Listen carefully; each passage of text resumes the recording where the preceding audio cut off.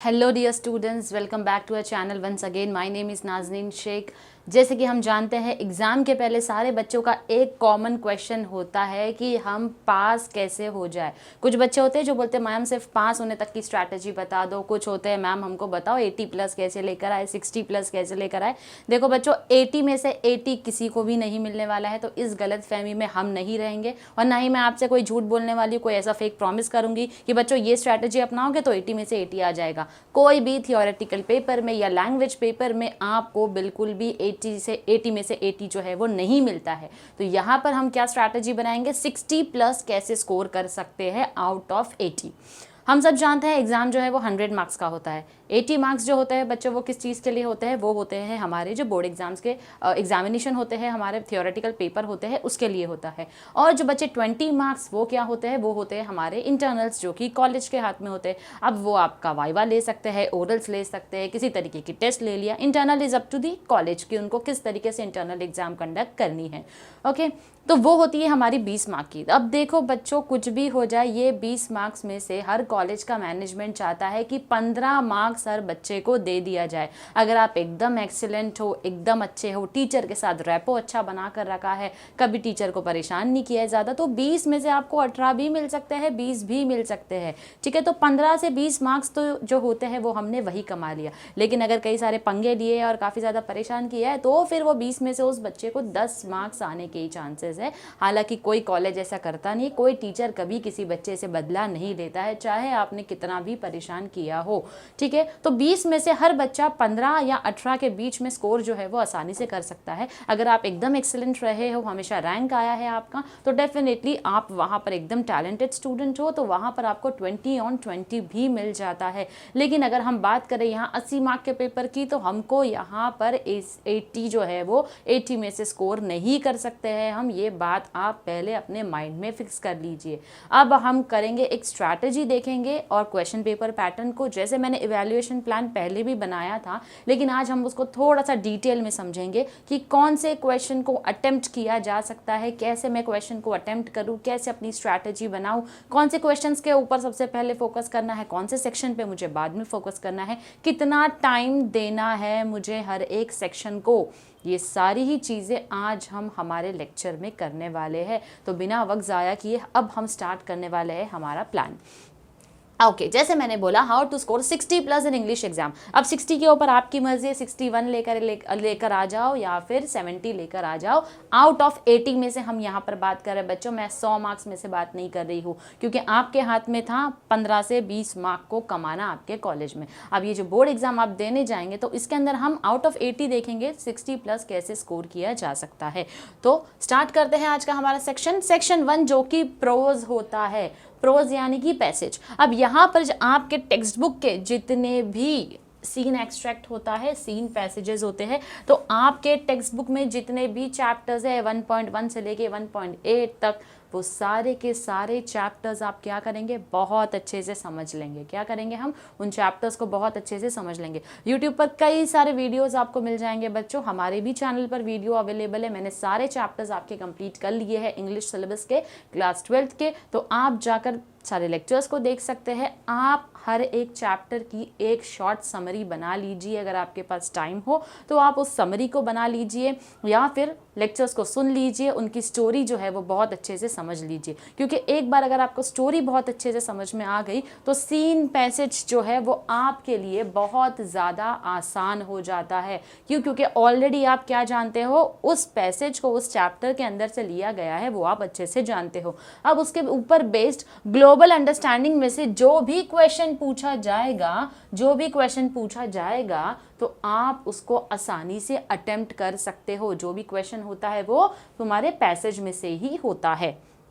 तो यहाँ पर आप ज़्यादा टाइम आपका वेस्ट नहीं होता है, क्योंकि आप चैप्टर और पैसेज से अच्छी तरह से वाकिफ़ होते हो। अब सेक्शन 1 प्रोज में एक चीज़ याद रखना, ये जो होता है हमारा 12 मार्क के लिए होता है। कितना होता है, 12 मार्क्स के लिए। अब ये जो 12 मार्क्स के लिए आता है हमारा क्वेश्चन नंबर 1A, ठीक है, हम अभी तक 1A के ऊपर है, पूरा सेक्शन 1 की बात नहीं कर रही हूँ। क्वेश्चन नंबर 1A हमारा 12 मार्क के लिए होता है।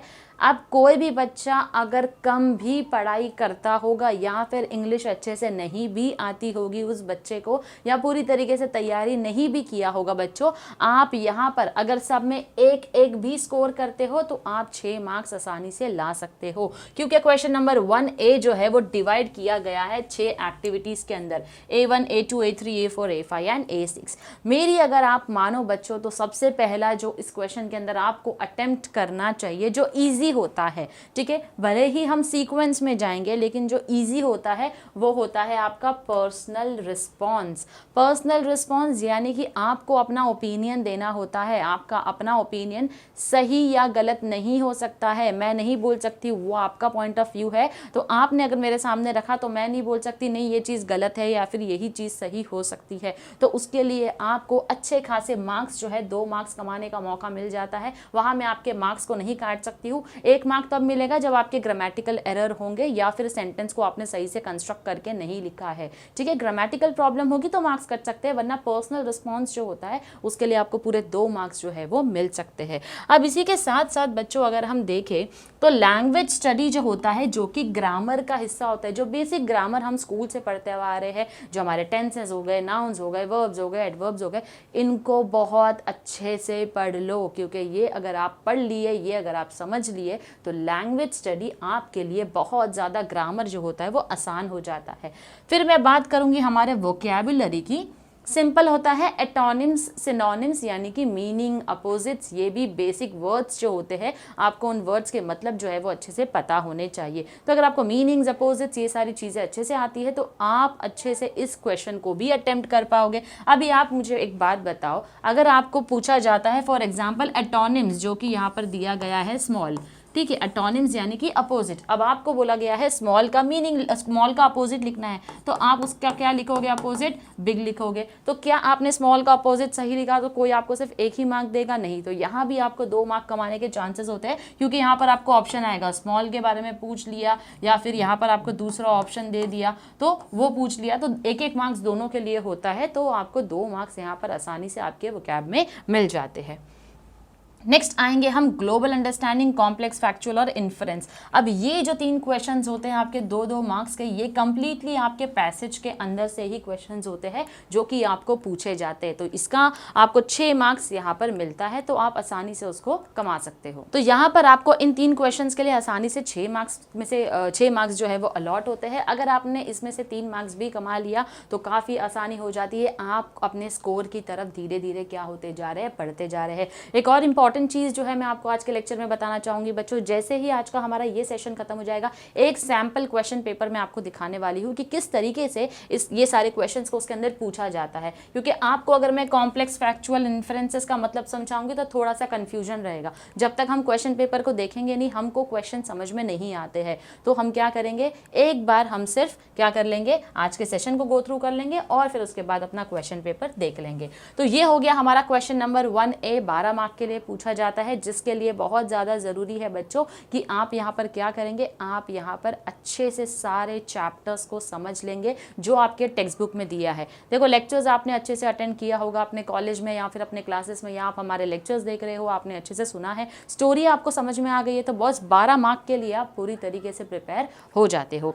अब हम बढ़ते हैं हमारे क्वेश्चन नंबर 1B, जो कि लैंग्वेज स्टडी यानी कि नॉन टेक्सचुअल ग्रामर यहाँ पर पूछा जाता है। जो टेक्स्ट बुक में से नहीं होगा वो ग्रामर पूछा जाएगा, जैसे कि डू एज डायरेक्टेड आपको पूछ लिया, सेंटेंस को ट्रांसफॉर्म करना है, एक्टिव करना है, पैसिव करना है, कन्वर्ट करना है, चेंज करना है, ये सारी चीज़ें अगर आपको पूछ ली जाती है डू एज डायरेक्टेड में, तो यहाँ पर उसके आपको मिलते हैं 2 मार्क्स, ठीक है। फिर आता है स्पॉट द एरर, एक सेंटेंस दिया होगा, सेंटेंस में कोई मिस्टेक होगी, आपको वो मिस्टेक आइडेंटिफाई करके, वो मिस्टेक आइडेंटिफाई करने के बाद सेंटेंस को लिखना है, जिसका हमको मिलता है 2 मार्क्स। तो 1B जो है वो हमको आ रहा है 4 मार्क के लिए। अगर आपने इसमें बिना गलती के 1-1 मार्क भी कमा लिया तो आराम से हमको 4 में से 2 जो है वो मिल जाता है। यूजुअली वो लोग ट्राई करेंगे 2 नहीं, अगर आपका ज़्यादा अच्छा है तो आपको पूरे 4 का 4 जो है वो यहाँ पर मिल जाए। तो ये था हमारा क्वेश्चन नंबर 1A और 1B। अब हम बढ़ेंगे क्वेश्चन नंबर 2 की तरफ बच्चों। सेम पैटर्न यहाँ भी है, लेकिन यहाँ पर क्या होता है, यहाँ पर होता है आपका नॉन टेक्सचुअल पैसेज या एक्सट्रैक्ट, यानी कि उसको हम बोलते हैं अनसीन एक्सट्रैक्ट। अनसीन पैसेज बुला सकते हैं, अनसीन एक्सट्रैक्ट बुला सकते हैं, जो कि आपके टेक्स्ट बुक में कहीं नहीं दिया होगा।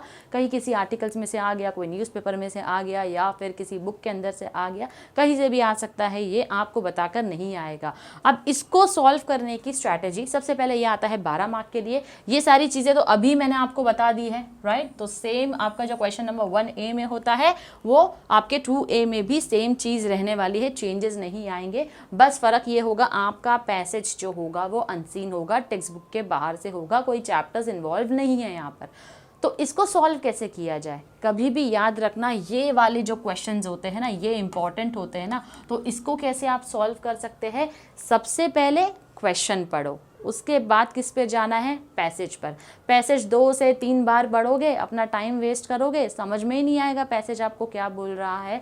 तो आप सबसे पहले क्वेश्चन पढ़ेंगे। जैसे जैसे आप क्वेश्चन देख रहे हैं, आपको आइडिया मिलते जाएगा कि पैसेज आपको किस बारे में बात करना चाहता है, पूछना चाहता है। फिर उन क्वेश्चंस के आंसर हम पैसेज में फाइंड आउट करने की कोशिश करते हैं। तो इस तरीके से हमारा जो टाइम होता है बच्चों, टाइम बचता है। लेक्चर के ये कंप्लीट होने के बाद मैं आपको टाइम मैनेजमेंट भी सिखाने वाली हूँ, कौन से क्वेश्चन को कितना वक्त आपको देना है, ठीक है, और कैसे हमारा एक्स्ट्रा टाइम भी बच सकता है अगर हमारी प्रैक्टिस अच्छी रही तो जैसे मैंने बोला ये अनसीन एक्सट्रैक्ट है, तो अनसीन एक्सट्रैक्ट की स्ट्रैटेजी मैंने आपको बता दी। पहले तो क्वेश्चंस देख लो, उसके बाद क्या करेंगे हम, उसके बाद हम पैसेज को पढ़ेंगे, जिससे कि हमारा टाइम बचेगा। अब एक चीज़ याद रखना, आप बोलोगे मैम अनसीन पैसेज है, कहीं से भी आएगा, तो इसकी हम तैयारी कैसे करें। आसान है, आप लोगों के पास बहुत सारे सोर्सेज होते हैं, उन सोर्सेस में से आप अनसीन पैसेज को सॉल्व करने की कोशिश करो। लास्ट ईयर्स के पेपर उठा के देख लो, कोई भी पैसेज आपको सेम नहीं आने वाला है लास्ट ईयर की एग्जाम्स में से, लेकिन आपको आइडिया मिल जाता है कि एक अनसीन एक्सट्रैक्ट किस तरीके का होता है, कैसे क्वेश्चंस उसके ऊपर पूछे जाते हैं, और हम उसको सॉल्व करने की अगर कोशिश करेंगे तो basically practice makes a man perfect. तो कोशिश करें आप कि आप अनसीन पैसेजेस को सॉल्व करने की पूरी कोशिश करें। ओके, तो यहाँ पर आता है हमारा क्वेश्चन नंबर 2B। 2B में हम क्या देखेंगे, समरी राइटिंग आता है 3 मार्क के लिए। हमारे लेक्चर ऑलरेडी हो चुके हैं सेक्शन 3 राइटिंग स्किल्स में, जिसमें हमने समरी राइटिंग भी कवर किया है और माइंड मैपिंग भी कवर किया है। तो बच्चों 3-3 मार्क्स, 6 मार्क्स आपके हाथ में है आसानी से। अगर आपने 6 में से 4 भी लेकर आए तो आप बड़े फायदे में रहोगे यहाँ पर। क्यों, क्योंकि आपको बस पता होना चाहिए टेक्निक मुझे किस तरीके से सॉल्व करना है, और ये सारी टेक्निक आपको उन लेक्चर्स के अंदर ही मिलेगी। तो आप उस सेक्शंस को जाकर देख लीजिए कि किस तरीके से हमने क्या स्ट्रैटेजी बताई है, कैसे आपको समरी राइटिंग करनी है, कैसे आपको माइंड मैपिंग करनी है, और बड़ा ही आसान हो जाता है ये सॉल्व करना। अब ये जो समरी राइटिंग होती है बच्चों, ये जो पैसेज दिया है ना आपको अनसीन पैसेज, बस इसी पैसेज की समरी लिखना आना चाहिए आपको, इसी पैसेज की आपको समरी लिखना आना चाहिए। तो जब आपने क्वेश्चंस का आंसर दे दिया है तो आपको सेंट्रल आइडिया मिल जाता है। तो जब सेंट्रल आइडिया मिलता है, समरी लिखना काफ़ी ज़्यादा आसान होता है। और बिल्कुल भी नहीं भूलना है कि हमको इसका एक टाइटल भी देना है। जो भी आप समरी लिखते हो, जो पैसेज दिया है, जो भी उसकी समरी आप बना रहे हो, आपको उसको एक सूटेबल टाइटल अलॉट करना होगा। नेक्स्ट आता है हमारा माइंड मैपिंग। माइंड मैपिंग में हमको क्या करना है, एक क्वेश्चन दिया होगा हमको उस टॉपिक के हिसाब से उस क्वेश्चन को अटेम्प्ट करके डायग्रामेटिक फॉर्म में किसी अलग तरीके से हमको क्या करना है, पूरा बनाकर बताना है, माइंड मैपिंग करना है। ओके, अब हम आते हैं हमारे सेक्शन 2 जो कि पोएट्री एंड अप्रिसिएशन है। ओके, सेक्शन 2 पोइट्री के ऊपर होता है, जहाँ पर हमको पोइट्री और अप्रिसिएशन पर पूछा जाता है। यहाँ पर हमको पोइट्री दी है। अब देखो बच्चों, एक चीज़ याद रखना, ये भी बड़ा आसान है, अप्रिसिएशन भी आसान है, एक्सट्रैक्ट भी आसान है, क्योंकि जो भी पोएम होगी सारी के सारी आपकी टेक्स्ट बुक में दी हुई है। हमारे चैनल पर ऑलरेडी हमने अपलोड कर रखा है सारे के सारे पोएम्स को। तो आप जाइए, आपको जो चैनल पसंद हो, जो लेक्चर्स पसंद हो, आप उसमें से जाकर देखिए, पोएम को अच्छे से समझ लीजिए। समझ लेने के बाद आप उसकी समरी बना दो। अगर आपको चाहिए कि ये पोएम किस बारे में है, क्या बात करना चाहती है, सबसे पहली चीज़, ठीक है। दूसरा काम आप क्या करेंगे, सीन है तो ऑलरेडी उसके जैसे ही आप पोएम अटेम्प्ट करने की कोशिश करते हो, जैसे आप देख रहे हो चलो ये पोएम तो मुझे बड़ी अच्छी लग रही है, इसकी मैंने बहुत अच्छे से प्रैक्टिस की थी, हर एक लाइन में जैसे जैसे पोएम पढ़ते हैं ना, हर एक लाइन में फिगर ऑफ स्पीच मार्क करना शुरू कर दो। क्यों मार्क करना शुरू कर दो, क्योंकि आपका वहाँ पर टाइम बच जाता है उस क्वेश्चन को अटेम्प्ट करते वक्त, क्योंकि जब पोएम का अप्रिसिएशन लिख रहे होते हैं हमको बताना होता है कौन सा फिगर ऑफ स्पीच उसमें यूज हुआ है, या फिर आपको यहाँ पर क्वेश्चन में पूछा जाएगा कि पोएटिक डिवाइस कौन सा है, फिगर ऑफ स्पीच क्या है, तो वो आपको अच्छे से बताना आना चाहिए। तो यहाँ पर ये चीज़ आप याद रखेंगे कि आप पोएम जब पढ़ रहे हैं तो फिगर ऑफ स्पीच आप तभी मार्क कर लेंगे। ओके, अब सीन पोयम है, आपके टेक्स्ट बुक से ही आई है, तो अगेन यहाँ पर ग्लोबल अंडरस्टैंडिंग, तो पोयम के ऊपर क्वेश्चन पूछा जाएगा। सेम आपका इन्फ्रेंसेस हो गया, इंटरप्रिटेटिव एनालिसिस हो गया, पर्सनल रिस्पॉन्स हो गया। तो पर्सनल रिस्पॉन्स में आपको पूछा जाएगा, आपकी राय, आपका ओपिनियन मांगा जाएगा। तो आप यहाँ पर भी अगर पर्सनल रिस्पॉन्स लिखते हैं, अपना ओपिनियन देते हैं, तो आपको यहाँ पर 2 मार्क्स मिलने के पूरे चांसेस होते हैं।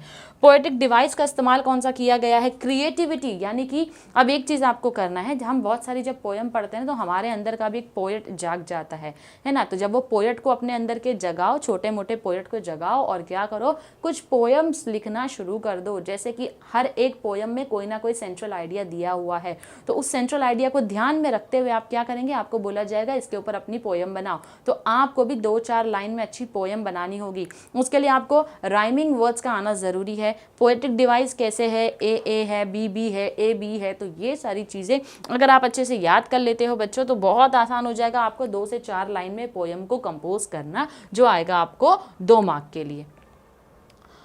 बढ़ते हैं हम अप्रिसिएशन की तरफ, जहाँ पर जो पोएम हमको पूछी गई है हमारे टेक्स्ट बुक की है, तो हर पोएम का अप्रिसिएशन अपने पास बनाकर रख लो कि जैसे ही एग्जाम में मुझे कुछ पूछा जाएगा फटाक से आप अप्रिसिएशन लिखना शुरू कर देंगे, आपके लिए अप्रिसिएशन आसान हो जाएगा। पोएट्स के नाम आप अच्छे से याद रखेंगे, जो पोएट्री है उनके नाम आप उनके पोएट के जो है वो याद होना ज़रूरी है। अप्रिसिएशन में ये सारी चीज़ों को देखा जाता है, जब भी उनको मार्क्स देना होता है तो 4 मार्क्स आपको ऐसे ही नहीं दे दिए जाएंगे, आपको उसके लिए थोड़ी सी मेहनत करनी होगी। बढ़ते हैं हम हमारे सेक्शन 3, जो कि हमारा राइटिंग स्किल्स होता है। राइटिंग स्किल्स में क्या होगा बच्चों, यहाँ पर हमारा क्वेश्चन नंबर 4, अब ये सबसे बेस्ट होता है, मुझे सबसे अच्छा ज़्यादा जो, अगर आप मेरी माने तो मुझे यही लगता है, क्योंकि ये आपको पूछा जाता है 16 मार्क्स के लिए। 16 में से ट्राई करना 14 मार्क्स तो हमको मिल ही जाए। कैसे मिलेंगे 14 मार्क्स, अगर हमने सेक्शन 3 राइटिंग स्किल्स की बहुत अच्छे से तैयारी की है। देखो, मैं आपको हमेशा हर बार एक ही चीज़ एक्सप्लेन करती हूँ बच्चों, कि आप जिस चीज़ में बेटर हो हमेशा उसको इम्प्रूव करते जाओ, ओवर कॉन्फिडेंट मत हो जाना, हमेशा उस चीज़ के लिए और ज़्यादा मेहनत करो। और जिस चीज़ में अच्छे नहीं हो, अगर सेक्शन 3 राइटिंग स्किल्स के रेफरेंस में मैं बात करूँ, तो आप जिसमें अच्छे नहीं हो आप उस क्वेश्चन को छोड़ दो, मत करो। फॉर एग्जाम्पल, अब देखो यहाँ पर हमको ऑप्शन दिया है ना, drafting a virtual message, statement of purpose, group discussion. हर किसी का मानना है कि ड्राफ्टिंग अ वर्चुअल मैसेज जो है वो बहुत आसान होता है, तो आप ये 2 के पीछे क्यों मेहनत कर रहे हो, जब आपके पास आराम से आपको प्लेट में पूरा खाना सर्व कर दिया गया है। कहाँ सर्व किया है, हमारे चैनल के ऊपर लिंक है डिस्क्रिप्शन बॉक्स में सेक्शन 3 राइटिंग स्किल्स की, आप जाइए और हमारे सारे के सारे सेक्शन 3 राइटिंग स्किल्स को देख लीजिए। ड्राफ्टिंग अ वर्चुअल मैसेज जो है वो हो गया है। ओके, नेक्स्ट आता है ईमेल राइटिंग, रिपोर्ट राइटिंग और इंटरव्यू। बच्चों, यहाँ पर सबसे ज़्यादा आसान जो होता है वो इंटरव्यू के क्वेश्चंस फ्रेम करना होता है और ईमेल होता है। तो that is up to you all कि आपने अपनी तैयारी कितने अच्छे से कर रखी है। अगर आपको प्रेफरेंस ईमेल को देना है, ईमेल को दे दो, लेकिन अगर आपको लगता है इंटरव्यू के क्वेश्चंस पूछना, वो क्योंकि वो कॉमन क्वेश्चंस होते हैं जो हम पूछते हैं, तो इंटरव्यू थोड़ा सा ज़्यादा आसान होता है। सेकेंड आपका ईमेल होता है, फिर उसके बाद आपका रिपोर्ट होता है। नेक्स्ट आएगा स्पीच, कंपेयरिंग और एक्सपेंशन ऑफ आइडियाज़। सबसे आसान जो होता है वो होता है स्पीच देना। कंपेयरिंग और एक्सपेंशन ऑफ आइडियाज़ में बच्चे थोड़े बहुत कंफ्यूज हो जाते हैं। एक्सपेंशन ऑफ आइडियाज़ यानी कि आपको बोला जाएगा कोई एक फ्रेज दिया जाएगा, इडियम दिया जाएगा, उसके ऊपर अपने थॉट प्रोसेस बताने हैं। एग्जाम में उतना टाइम आपके पास नहीं होगा कि कौन सा ईडियम या फ्रेज दिया गया है उसके ऊपर आप सोचो और लिखो। वो सोच कर लिखने में काफ़ी वक्त लग जाता है, तो वहाँ पर वक्त को वेस्ट ना करते हुए हम यहाँ पर स्पीच को लिख देंगे, ठीक है। नेक्स्ट आता है रिव्यू, ब्लॉग और अपील। जैसे मैंने आपको पहले भी बताया, सबसे आसान जो है वो बच्चों अपील है। क्यों? क्योंकि वह एक फॉर्म की रिक्वेस्ट होती है। हमने कई बार ऐसे एडवर्टाइजमेंट देखे हैं, ब्लड डोनेशन के लिए हमको अर्जेंट ज़रूरत है ब्लड की, तो यहाँ पर कॉन्टैक्ट करें, ये ब्लड बैंक है, इस स्टूडेंट से बात कर लो, इस क्लास के बच्चे को। बस छोटा मोटा स्लोगन बना लो आराम से और लिख लेंगे आप, नैया पार हो जाएगी आपकी। अगर आप अपील करते हो तो कोई प्रॉब्लम नहीं है, अगर आप रिव्यू भी करते हो तो। याद रखना सबसे अच्छी चीज़ आप क्या कर सकते हो, देखो ये ऐसे क्वेश्चन आएंगे जिसका आंसर आप घर से प्रिपेयर करके आ सकते हो। अब बोलो कि कैसे क्वेश्चन आएंगे मैम जिसका आंसर हम घर से प्रिपेयर करें? बिल्कुल आएंगे। आपको पूछा जाएगा right a review on any recent book you have studied, right a review on any recent movie you have watched. तो रीसेंट आपने जो भी देखा है आप उसका रिव्यू बना दो ना भैया, क्या प्रॉब्लम है? एक बुक का बना कर रख दो। अगर आपने अभी नहीं भी पढ़ा है, 4 साल पहले कोई बुक पढ़ी होगी ना, तो उसको वापस से हाथ में लो, जो पढ़ा है उसको एक बार रेफर कर लो, उसका रिव्यू जो है वो आप बना लो, नोट डाउन कर लो अपने पास, कि अगर एग्जाम आती है तो एग्जाम का तो ये आंसर तो मैं पहले ही जाकर पढ़ के लेकर जाने वाला हूँ। तो आपके आंसर्स आपके हाथ में ही है। मैं प्रेफरेंस दूंगी अपील को पहले और उसके बाद में रिव्यू को। यहाँ पर हमारा स्पीच होगा, ईमेल और इंटरव्यू में पहले इंटरव्यू होगा मेरे लिए, फिर ईमेल होगा, और यहाँ पर हमारा वर्चुअल मैसेज होगा। तो इस तरीके से मैंने आपको बता दिया है कि कौन सा सबसे ज़्यादा आसान है अटेम्प्ट करने के लिए। ओके अब यहाँ पर एक नोट दिया गया है, A, B, C and D paper setter will frame activities on all types in each set is option. यानी कि अब देखो क्वेश्चंस तो आपको सभी दिए जाएंगे, वो आपके ऊपर है कि आपको कौन सा इसमें से अटेम्प्ट करना है। आपको लगता है मेरे पास टाइम ज़्यादा है, मुझे ये वाला B वाला जो है वो नहीं आ रहा है, तो यहाँ पर मैं 2 सॉल्व कर लूँ, तो ये बिल्कुल भी गलत स्ट्रैटेजी है, क्योंकि पूछा जा रहा है 4 मार्क के लिए, आप 2 अटेम्प्ट कर रहे हो, आपको 8 नहीं मिल सकता है 4 के लिए। ठीक है, तो यहाँ पर ये चीज़ याद रखना, जो भी आता है जैसा भी आता है अटेम्प्ट करो। सेक्शन 3 राइटिंग स्किल्स आपके ऊपर होता है, तो बिल्कुल भी इसमें से किसी चीज़ को छोड़ना नहीं है। जो आपको आसान लगता है आप उसको अटेम्प्ट करो, लेकिन आपको यहाँ पर अटेम्प्ट करना है, किसी भी क्वेश्चन को आपको नहीं छोड़ना है।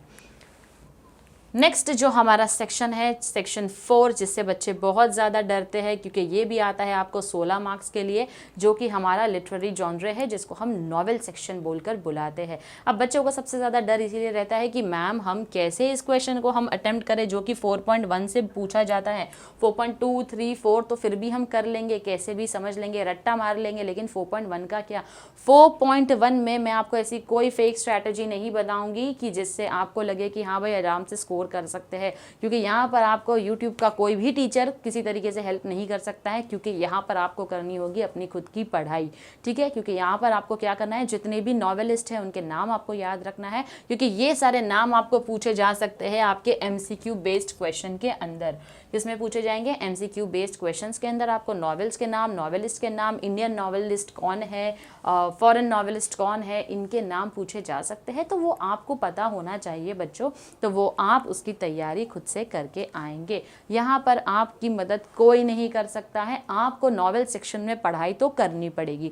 देखो 4 मार्क के लिए आप बोलोगे कितनी पढ़ाई हम करें, तो यहाँ पर 4 मार्क्स भी हमारे लिए ज़रूरी है।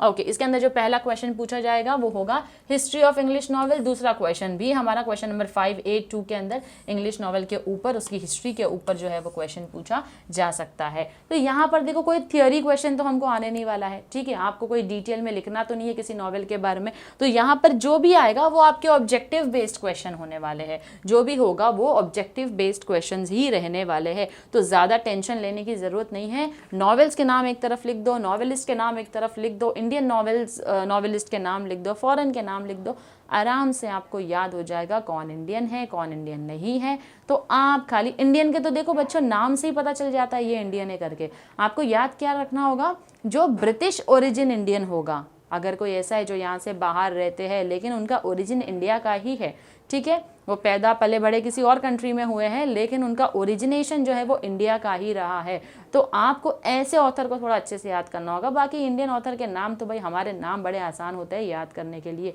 बिल्कुल भी दिक्कत उसमें नहीं आती है। ओके, तो ये हो गया हमारा 4.1। अब जो B, C, D होगा ना, ये हमारे 4.2, 3 और 4 से पूछे जाएंगे। अब बच्चों एक चीज़ याद रखना, यहाँ जो आपको क्वेश्चंस पूछे जाएंगे वो उस स्टोरी को बहुत अच्छे से हमको क्या करना है, याद करके आना है। तो आप क्या करेंगे, आप यहाँ पर जैसे हमने टेक्स्ट बुक के चैप्टर्स को, प्रोज सेक्शन को हमने क्या किया था, चैप्टर्स को अच्छे से समझ लिया था, उसकी समरी नोट डाउन कर ली। सिमिलरली यहाँ पर नॉवेल्स, देखो एक फिक्शनल वर्ल्ड है, ये ऐसी दुनिया है जहाँ पर कहानियाँ बनाई गई है, तो हमको इनकी कहानियाँ जो है उसको अच्छे से याद रखना है।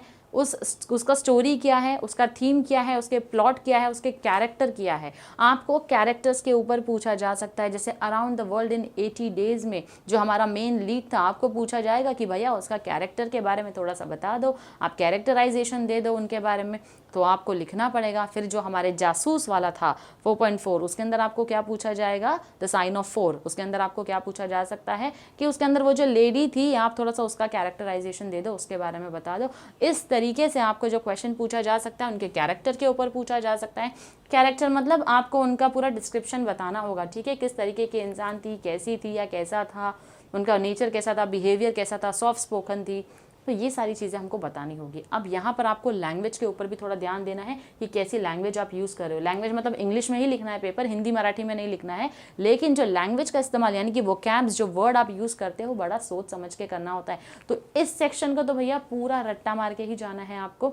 सेक्शन 3 राइटिंग स्किल्स 16 मार्क के लिए, सेक्शन 4 लिटरेरी जॉनरे जो कि आपका नॉवेल होता है 16 मार्क के लिए होता है। अगर आपने अच्छे से इनके आंसर्स को याद कर लिया जो टेक्स्ट बुक के पीछे ऑलरेडी दिए, अब कैसे याद होगा, देखो ब्रेनस्टॉर्मिंग सेशन है, उसको वापस से रिवाइज करते जाओ। जिनको चाहिए नॉवेल सेक्शन अच्छे से कर ले, प्रीवियस लेक्चर पे जाओ, लेक्चर्स को देखो, स्टोरी को समझो, लेक्चर्स को देखो, स्टोरी को समझो। स्टोरी को समझने के बाद एक एक कैरेक्टर को नोट डाउन कर लो। अब नोट डाउन करने के बाद उन कैरेक्टर को समझो कि ये कैरेक्टर क्या बोलना चाहता है, किस तरीके का कैरेक्टर है ये, उसके फीचर्स आपको बताने हैं, इस स्टोरी का प्लॉट क्या है, थीम क्या है, ये सारी की सारी चीज़ें आपको समझना बहुत ही ज़रूरी है। क्योंकि ये समझोगे तभी ये 16 मार्क्स में से कुछ नहीं करके भी अगर आपने इसमें 12 मार्क्स भी निकाल दिए, कुछ ना कुछ कर करके, लिख लिख के, रट्टा मार के, तो आपने क्या करना है, 60+ तो ऐसे ही कमा लेना है इस पेपर के अंदर। यहाँ पर हमारा सेक्शन 4 जो है वो कंप्लीट होता है। अब ये जो मैंने बनाया है बच्चों आप लोगों के लिए टाइम मैनेजमेंट बनाया है। देखो पेपर जो होता है वो कितने देर का होता है, 3 घंटे का होता है। तो 3 घंटे का पेपर है तो हमारे हाथ में है 180 मिनट। ये 180 मिनट जो हमारे हाथ में है, पूरे के पूरे 180 मिनट खर्चा मत कर दो, अपना टाइम मैनेज करो। कैसे मैनेज करेंगे, पूरे के पूरा अगर खर्चा कर दिया ना तो मैं बताऊंगी बाद में प्रॉब्लम क्या आएगी। पहले हम देखते हैं कौन से सेक्शन को कितना टाइम हम देंगे। सीन पैसेज है 12 मार्क के लिए होगा, 15 मिनट देना है, उससे ज़्यादा नहीं। 15 मिनट क्यों देना है, क्योंकि अब हमको A1 से लेके A6 तक के आंसर्स जो अटेम्प्ट करने हैं ना, इसके लिए। तो सीन पैसेज है, आप बोलोगे मैम 15 मिनट में कैसे हो जाएगा, अरे हो जाएगा। चैप्टर्स को अच्छे से समझ लिया अगर आपने तो बस आपको उसके क्वेश्चंस के आंसर अटेम्प्ट करने काफ़ी आसान हो जाते हैं।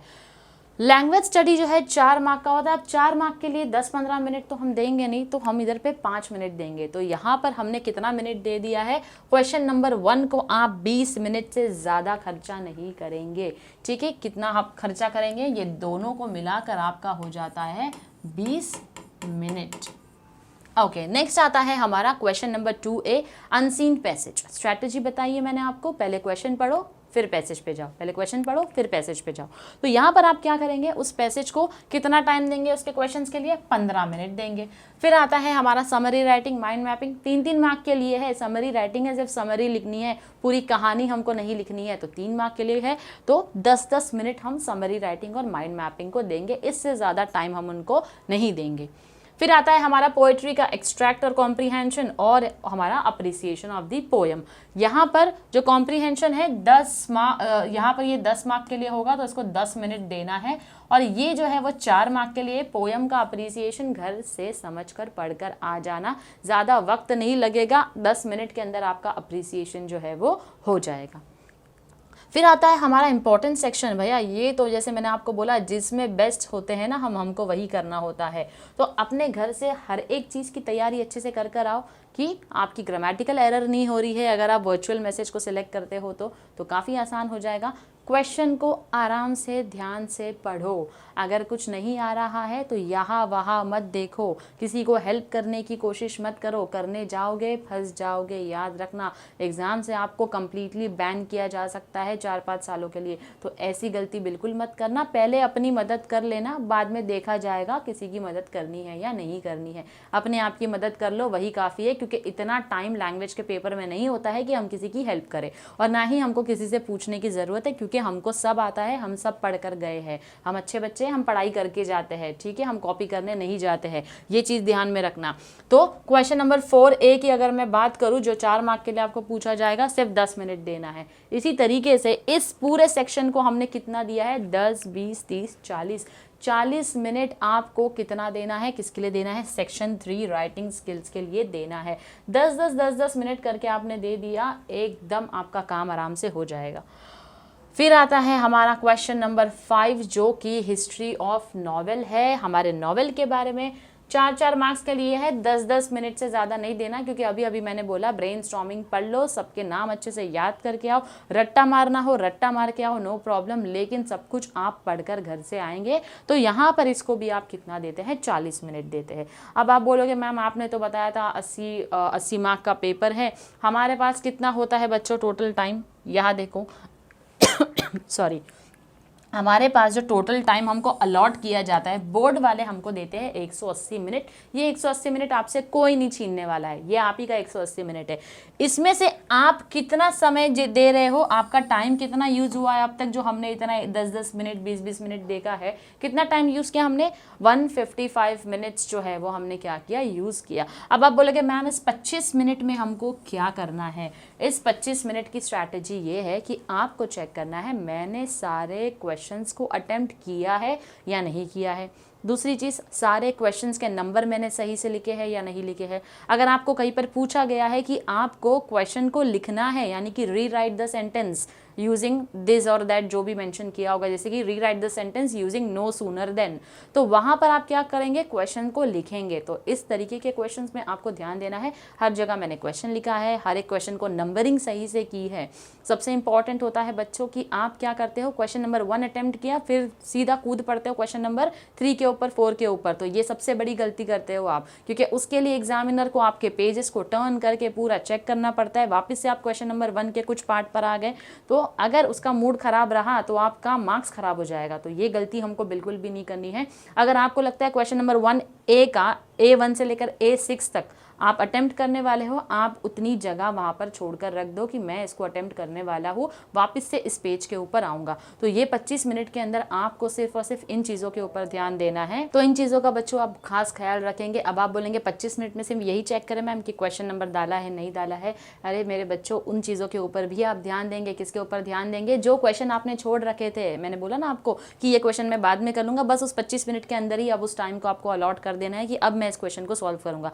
जिस क्वेश्चन को सोचने में आपको ज़्यादा टाइम लगेगा, जिसके अंदर थोड़ी सी कंफ्यूजन है, जैसे बच्चे ग्रामर में कंफ्यूज हो जाते हैं, डू एज डायरेक्टेड आ गया तो आप सेंटेंस फ्रेम करने में वहाँ टाइम लगा देते हो, तो आप सोचते हो बाद में कर लूँगा। तो वो 1-1, 2-2 मार्क्स जो आप ऐसे ही गवा देते हो, वो इसीलिए गवा देते हो क्योंकि आप अपने टाइम को सही से मैनेज नहीं करते हो। देखो, कितनी भी स्ट्रैटेजी बना ली जाए, कितना भी कुछ कर लिया जाए बच्चों, लेकिन जब हम एग्जाम देने बैठते हैं ना, तब सारी स्ट्रैटेजीज हमारी फेल हो जाती है। ठीक है, तो ये चीज़ बहुत ही अच्छे से आप ध्यान में रखेंगे। अपने आप को मेंटली आप प्रिपेयर करके जा रहे हैं एग्जाम के लिए।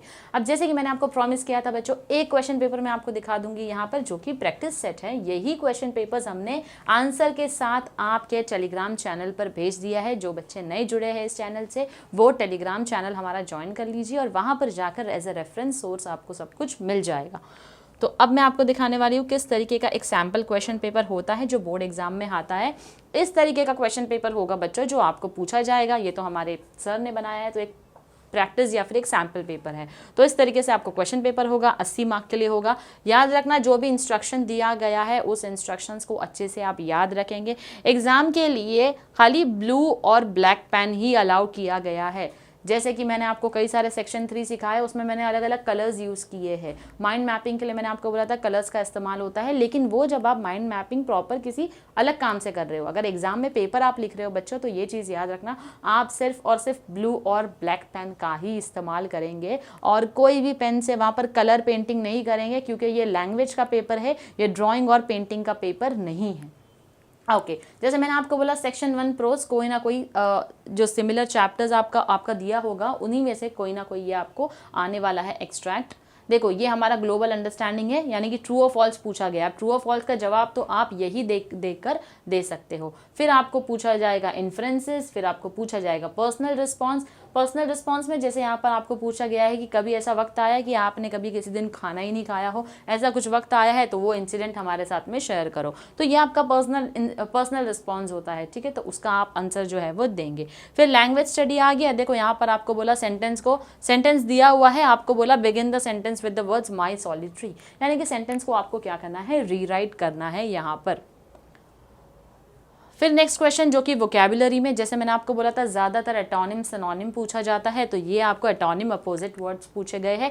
ये अपोजिट वर्ड्स आपको पैसेज में ही ढूंढने हैं, ठीक है, आपको कहीं बाहर से नहीं मिलने वाले हैं। पैसेज को अपने अच्छे से पढ़ा है तो जाओ वापस से ढूंढो उसका अपोजिट क्या मेंशन किया हुआ है। फिर आपको ग्रामर दिया है जो कि नॉन टेक्सचुअल है। नॉन टेक्सचुअल है जैसे मॉडल ऑक्सिलरी के बारे में पूछ लिया, जैसे मैंने आपको बोला है कि आप बेसिक ग्रामर की तैयारी अच्छे से करके जाइए, जो हम स्कूल से पढ़ते आ रहे हैं वही सारे ग्रामर आपके नॉन टेक्सचुअल ग्रामर होते हैं। डिग्री ऑफ कंपैरिजन आपको पूछ लिया गया है, आप उसकी तैयारी करके जाइए।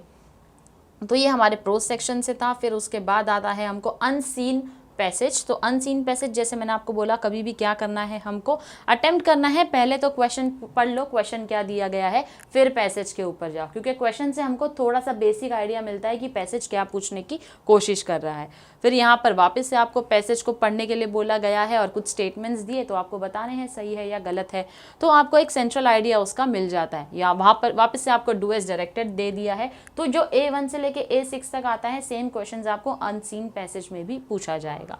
फिर यहाँ पर एटोनिम सिनोनिम पूछा जाता है। अब आता है हमारा बी जो कि आता है समरी राइटिंग। तो ये कुछ हमको दिया गया है, right a summary of the above passage and suggest a suitable title for it. तो यहाँ पर आपको क्या करना है, समरी राइटिंग, जैसा मैंने आपको बोला जो पैसेज अनसीन दिया है उसी की आपको समरी लिखनी है। अब यहाँ पर एक अच्छी बात है बच्चों, हमको ऑप्शंस भी दिए हैं। क्या ऑप्शंस दिए हैं, इनमें से कोई एक सूटेबल टाइटल जो होगा वो आप क्या करेंगे, उस एक्सट्रैक्ट का टाइटल जो है वो समरी राइटिंग को दे देंगे। फिर यहाँ पर आपको एक छोटा सा पैसेज दिया है जिसके बेसिस पर आपको क्या बोला गया है, आपको माइंड मैपिंग करना है। तो हमारे लेक्चर्स अपलोड है, आप जाकर देख लीजिए माइंड मैपिंग किस तरीके से होता है।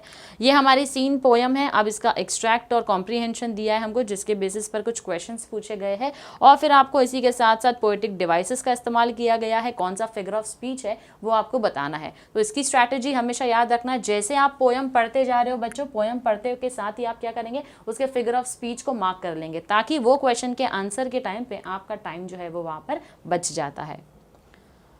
फिर यहाँ पर हमको पोयम दी है, उसके बारे में अप्रिसिएशन हमने लिख दिया। उसके बाद हम आगे बढ़ेंगे, हमारा आएगा सेक्शन 3 राइटिंग स्किल्स। ओके तो इस तरीके से देखो, जैसे मैंने आपको बोला था क्वेश्चन तो आपको तीनों ही पूछे जाएंगे जो भी ऑप्शन में दिए हैं, आपके ऊपर है आपको कौन सा अटेम्प्ट करना है। तो ये वर्चुअल मैसेज दिया है, स्टेटमेंट ऑफ पर्पस दिया है, ग्रुप डिस्कशन दिया है, तो कोई भी एक आपको अटेम्प्ट करना है। सिमिलरली आपको दिया है ईमेल राइटिंग, रिपोर्ट राइटिंग और इंटरव्यू, जिसमें से मैं प्रेफर करूंगी इंटरव्यू क्वेश्चन को आप अटेम्प्ट करेंगे क्योंकि बहुत ईजी होता है। फिर आता है स्पीच राइटिंग, कंपेयरिंग और एक्सपेंशन ऑफ आइडियाज, जिसमें से आप प्रेफरेंस देंगे स्पीच राइटिंग को। नेक्स्ट आता है हमारा रिव्यू राइटिंग, ब्लॉग राइटिंग और अपील। तो जैसे मैंने आपको बोला, आपको देखो यहाँ पर क्वेश्चन दिया गया है, बड़ा ही आसान सा क्वेश्चन है। चाइल्ड लेबर स्टॉप करने के लिए आपको क्या करना है, अपील बनाना है। अब यहाँ पर पॉइंटर्स भी आपको दिए हैं, इन पॉइंटर्स का इस्तेमाल करते हुए आपको अपील बनाना है। तो यानी कि रेडीमेड हर एक चीज़ जो है वो आपको सामने मिल रही है।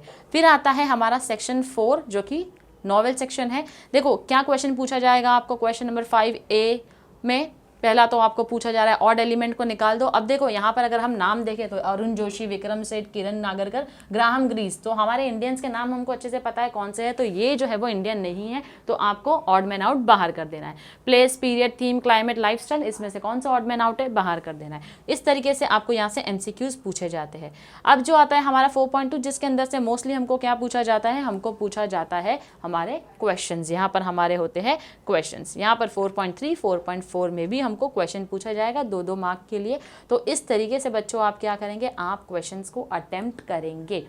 बस यही हमारी स्ट्रैटेजी थी, यही हमारा कहना है कि बच्चों कितनी भी प्रिपरेशन कर लो आप, कितने भी वीडियोस देख लो, अगर आपने अपने आप की तैयारी सही से नहीं की है तो ये सारी स्ट्रैटेजी फेल है, अगर आप पढ़ाई करके नहीं जाते हैं। तो मैं रिक्वेस्ट करूँगी आप सबसे, अपना वक्त ज़ाया ना करें आप एग्ज़ाम में यहाँ वहाँ देखने में, कॉपी करने में। अपने ऊपर बहुत बड़ा रिस्क आपको अपनी लाइफ का नहीं लेना है। एग्ज़ाम से हमको बैन नहीं होना है, हमको अच्छे परसेंटेज लेकर आना है, ताकि आगे जो भी हमारा फ्यूचर गोल है हम उसको आसान आसानी से अचीव कर पाए बिना किसी प्रॉब्लम को अपने लिए क्रिएट किए हुए।